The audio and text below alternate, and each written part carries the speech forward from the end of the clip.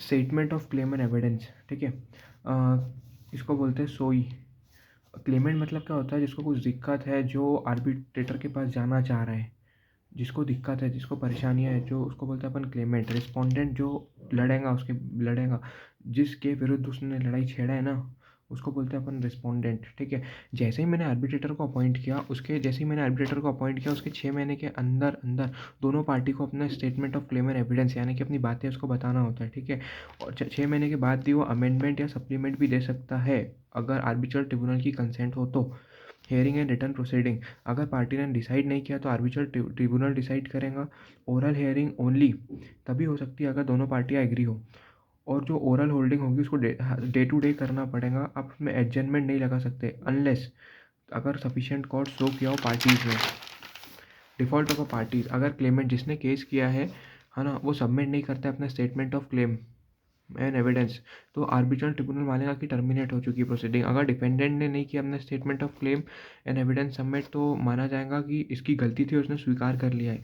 Appointment of expert on अगर arbitral tribunal on specific issues appoint कर सकते हैं एक से ज़्यादा एक्सपर्ट को, आस्क कर सकते हैं expert to determine the specific issue और डेलिब्रेट अपॉन इशू। और पार्टी आर्बिट्रल ट्रिब्यूनल डायरेक्ट कर सकता है पार्टीज़ को गिव द एक्सपर्ट जो भी कोई भी इन्फॉर्मेशन उसको चाहिए वो दे दो, प्रोडक्ट प्रोड्यूस कर दो, प्रोवाइड कर दो, जो भी इन्फॉर्मेशन है, गुड्स है, डॉक्यूमेंट है फॉर इंस्पेक्शन के लिए। अगर कोई एविडेंस, अगर पार्टी या थर्ड पार्टी एविडेंस नहीं दे रही है तो कोर्ट को हम बोल सकते हैं कि नोटिस दो उस पर्सन को ताकि हमको एविडेंस दे सके।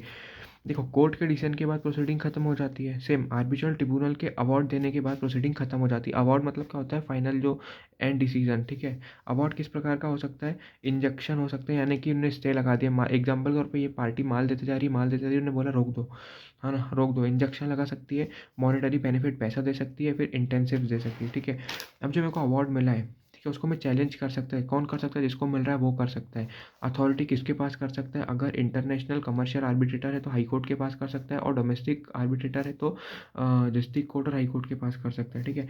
जैसे ही मेरे को अवार्ड मिला उसके 3 महीनों के अंदर अंदर कर सकता हूँ मैं, और 30 दिन का एक्सटेंशन भी है मैक्सिमम बाय कोर्ट।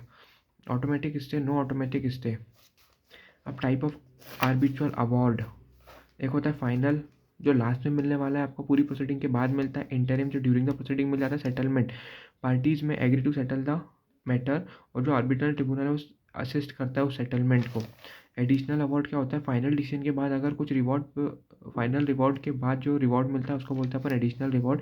इशू कुछ पेंडिंग रह गया है तो पार्टी रिक्वेस्ट करती है कि भैया हमारा सॉल्व करके दो, और रिक्वेस्ट कर सकती है within a period of 30 days from final reward. Time limits याद रखो, 30 days from final reward. Time limits के लिए अलग से चार्ट बनाया, वहाँ से पढ़ेंगे अपन। Decision making by panel of arbitrator, सारे आर्बिट्रेटर का प्रेजेंट होना ज़रूरी नहीं है एक सेम जगह पे। वो सेम जगह पे, एग्जाम्पल के तौर पे एक बेंगलोर में बैठा है, एक दिल्ली में बैठा है, एक कर्नाटका में बैठा है, तो तीनों जगह अलग अलग रह सकते हैं, अलग अलग जगहों पे आर्बिट्रेटर रह सकते हैं, और वो अपना डिसीजन भी दे सकते हैं by modern means, example mail, phone call, ये सब सारी चीज़ों से। अब टाइम लिमिट क्या होती है आर्बिट्रल रिपोर्ट की, है ना। अगर डोमेस्टिक आर्बिट्रेटर है या फिर इंटरनेशनल कमर्शियल आर्बिट्रेटर है, तो जैसे ही मैंने अपना statement of claim and evidence सोई को सबमिट किया आर्बिट्रेटर के पास, उससे 12 मंथ के अंदर अंदर आपको अपना रिवॉर्ड देना पड़ेगा। ये 12 मंथ एक्सटेंड भी हो सकते हैं, 6 मंथ अगले और नेक्स्ट 6 मंथ के लिए, अगर दोनों पार्टी एग्री हो। If arbitrator award made with in a period of 6 month, arbitrator award 6 महीने के अंदर अंदर ही दे देता है, तो आर्बिट्रल ट्रिब्यूनल एंटाइटल होता है एडिशनल फीस के लिए, अगर दोनों पार्टी एग्री होती है।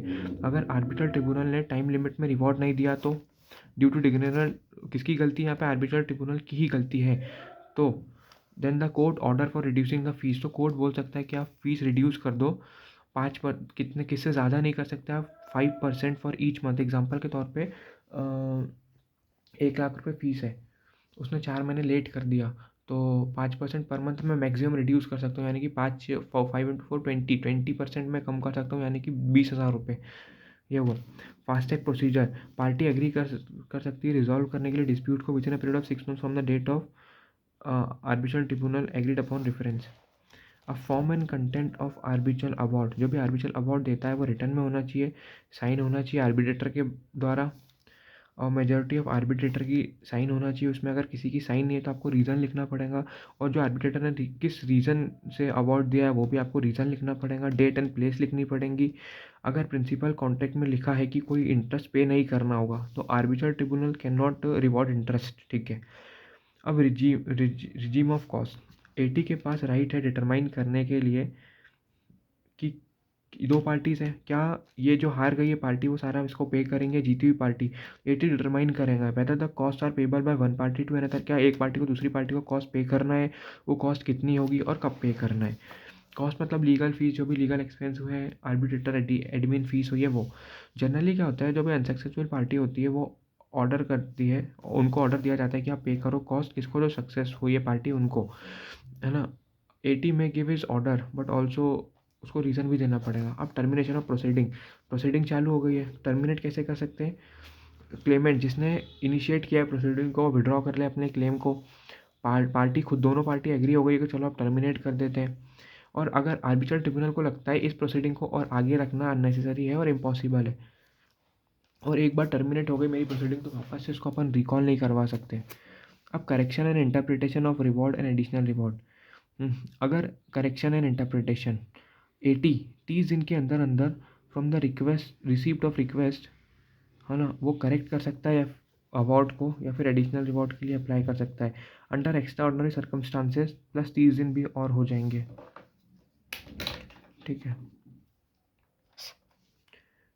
कोर्ट जो है वो एक तरफ फेंक सकता है आर्बिट्रल, मतलब उसको लात मार सकता है आर्बिट्रल ट्रिब्यूनल के अवार्ड को, if application submitted by the party to court within 3 months after the reward on certain specific ground.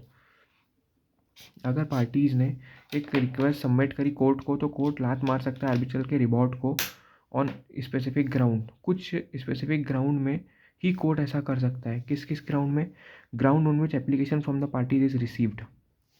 अगर पार्टी से एप्लीकेशन मिली है, incapacity, violation of due process और ज्यूरिडिक्शन इशू हुए। अगर पार्टी से एप्लीकेशन नहीं मिली है तो contrary to the term of arbitration agreement है और अगेंस्ट द पब्लिक पॉलिसी है, तो भी इन ग्राउंड पे कोर्ट लात मार सकता है किसके, आर्बिट्रल ट्रिब्यूनल के डिसीजन को, अवार्ड को। एप्लीकेशन मिली, एप्लीकेशन नहीं मिली, एप्लीकेशन अगर मिली है तो इनकैपेसिटी वाला है, वायलेशन ऑफ ड्यू प्रोसेस है, ज्यूरिडिक्शन इशू है। एप्लीकेशन नहीं मिली है तो contrary to term of arbitration agreement और against the public issue, public policy. Arbitrator जो है decision can not be set aside by court only because the court has different conclusion. जो भी आर्बिट्रेटर ने डिसीजन दिया है उसको आप लात नहीं मार सकते कि कोर्ट का डिसीजन और कुछ था यहाँ पे। बॉम्बे हाई कोर्ट जो है,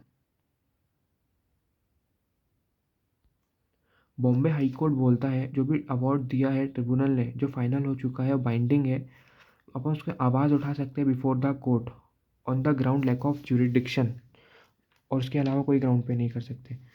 अब रिसिप्ट ऑफ रिटर्न कम्युनिकेशन जो मैंने यहाँ पे पढ़ा था, नोटिस दो पार्टी होती है, इसको नोटिस देना मैंडेटरी होता है, ठीक है। अगर मैंने वो नोटिस को डिलीवर कर दिया हूँ उसके पर्सनल एड्रेस पे, प्लेस ऑफ बिजनेस पे, रेसिडेंस पे, फिर मेल कर दिया हूँ, भले उसको ना मिला हो, मान लिया जाएगा कि उसको मिल चुका है।